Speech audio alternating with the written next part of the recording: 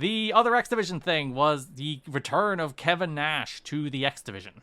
Yes, of course. Thank God. He's returned to put over Chris Sabin, I assume. He will finally do it. It will definitely happen. After that 8-man tag we were talking about, Nash appears on screen. Says the X Division has went to the crapper without him. There's then a hard cut where he then says the X Division being at an all-time low sickens him. Another hard cut where he says next week he will announce the details of the Bound for Glory Kevin Nash Open Invitational X Division Gauntlet Battle Royal for Bound for Glory. Mm-hmm. It's a catchy name. This was another one of those promos where I was like, for the love of God, he must not have talked for much longer than they aired, but they aired, like, cut it down to the very minimum they needed. He was probably saying some absolute bullshit. He probably was. But yes, it is an easy name that rolls off the tongue. I have always said this. Next week, we have Kevin Nash. He's in a bar hosting a press conference for the Kevin Nash Open Invitational X Division Gauntlet Battle Royal for Bound for Glory. Mm-hmm. This week, Dave was giving out in The Observer. Oh, when is he freaking not? But it was very funny. Like, he was giving out about the press conference on the first shows of these months, because he's like, when WE does this, there's a bunch of fans there, and it seems like an event, so they look low rent when they do it like this. And then he used that same criticism again for this one. The thing that was meant to be a joke. The main thing that is meant to be a shitty press conference at the bar. He was like, oh, it looks so low rent them doing a shitty press conference. It's like, Dave, are you this stupid? Are you this stupid? He just doesn't get it sometimes. No. Nash says that Shelley will be in the match, but an old partner of his will be there too. Hall might be there. Monty Hall. His old partner. Nash says they're in hot negotiations with Bob Newhart. Shelley says Cecil Fielder, which completely breaks Nash. He's a baseball player that played for the Tigers. It must have been a very deep cut. Mm-hmm. Tom Zenk, Eric Watts, Woo! Carl Burnett, Woo! Foreigner, all the remaining live members of ABBA. Okay. Shelley is officially signed, but they're in negotiations with Hogan. If they can get him away from Crocodile Dundee 3, Paul Hogan will be there. And from all his tax evasion. He evades tax? Oh, does not step foot back in this country. Really? Let me tell you that. I didn't know that about Paul Hogan. He's off living on goddamn islands. If he's still alive. He was for a long time doing this. He was living in fucking some island because the minute he stepped back into Australia, he would be arrested for his copious amounts of tax evasion. So do you not like him there? Or are you kind of like, hell yeah, evade our government? I think he's kind of a piece of shit. Mm-hmm. I don't quite remember, but I remember him being sort of a piece of shit. Which the crocodile ate him. And then he sued them. But he did call the tax office the Taliban once. Yeah. That was kind of sick. Okay. But there's a lot of back and forth and tax evasion, yes. Mm. But also, when I say he's a piece of shit, he's an Australian man in his, 60s, so they all are. They're all pieces of shit. You will be when you're in your 60s. Yeah. No, I'm woke. Mm-hmm. That takes us to Bound for Glory, where we do in fact have the Kevin Nash Open Invitational X Division Gauntlet Battle Royal for Bound for Glory. Mm-hmm. There are a bunch of vignettes this month telling us that Austin Starr is coming. It'd be really embarrassing if he lost. A star is born, a star is coming, Bound for Glory will be starstruck, etc., etc. Lady Gaga is here. So Nash was introduced first with his big-ass bowling trophy. The first man to walk through the tunnel for this big show in Detroit is Kevin Nash. And he wins. Kevin Nash wins? Yep, he has the trophy. Austin Starr is introduced as the first entrant. He is introduced from TV Land. Where's TV Land? It's in Arkansas, I think. That's the least thing I expected to hear. TNA runs down Austin Starr's influences. He includes Randy Savage, Jesse Ventura, Rick Rude, Cyndi Lauper. His role model is Huggy Bear from Starsky and Hutch.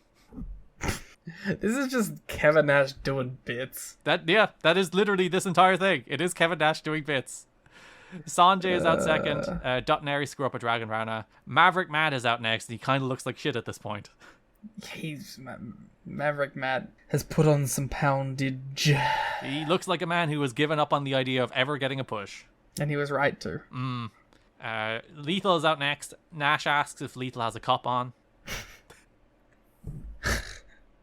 Nash hopes Austin Starr does better than Glacier does after all the build-up he got. A1 is out next to his Iron Man theme. Zach Gowen makes his return. Woo! Don West has to explain to us that Zach Gowen has one leg in case anybody couldn't work that part out. Also, crowd was most into Zach Gowen. Yeah, because this is post WWE TV run, so at least he's a known. I also think he's a Detroit guy. Oh, he might be. I think he is local. Yeah. Or at least he's vague area, I think. Nash and Don make a bunch of Johnny Ace jokes after they make he signed the wrong one-legged wrestler joke. Mm-hmm.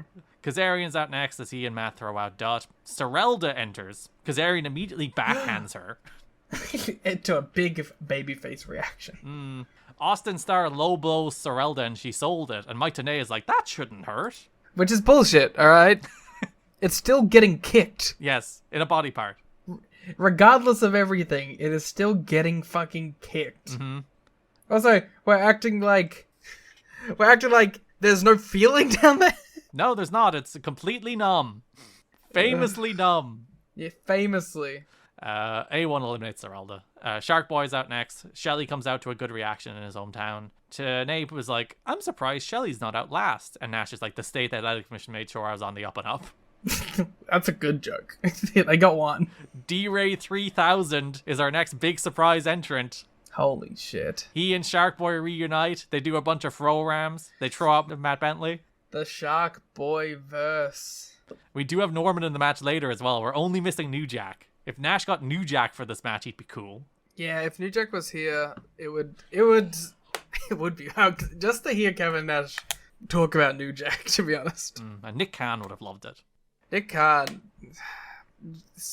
the fact that he is like a New Jack stan is hilarious. Of all the people in the world that he could have asked for in the WWE game, he's like, get New Jack in there just for me. That's awesome. Johnny Devine was out next. Gowan was thrown out by Devine. No one made a how can he be eliminated because both feet can't touch the floor joke, which I was disappointed. Skipper is out next. Hits the buckshot lariat on Shelly. He should have to be eliminated twice. Yeah, it's a double elimination thing for him just to get him out there. Mm-hmm. Skipper hit a buckshot lariat. He crashed and burned on a rope walk deal as Austin Starr threw out Kazarian. Short sleeve Samson came out next. You were disappointed. You thought it was Puppet. I also thought it was Stone Cold Steve Austin. It wasn't like a small guy thing. It was a bald thing. Yeah, all bald men are the same. That's the reason Slick Johnson patted his head in an act of bald solidarity. Oh, see, I thought that was the other way around. You thought Samson patted Slick? Yeah. Okay, bald. Because I only see bald. You're bald blind. Mm-hmm. Shark Boy and D-Ray were eliminated off camera. Norman Smiley next wearing a Plymouth Whalers jersey. Smiley and Samson hit a double wiggle. Shelly throws out Samson. Slick taunts Samson, so Samson chased him. Slick gets in the ring as Petey's making his entrance as the last guy to a big reaction because he's a Windsor boy, which is right on the border with Detroit. Slick pushes out Norman and Skipper and then takes his shirt off.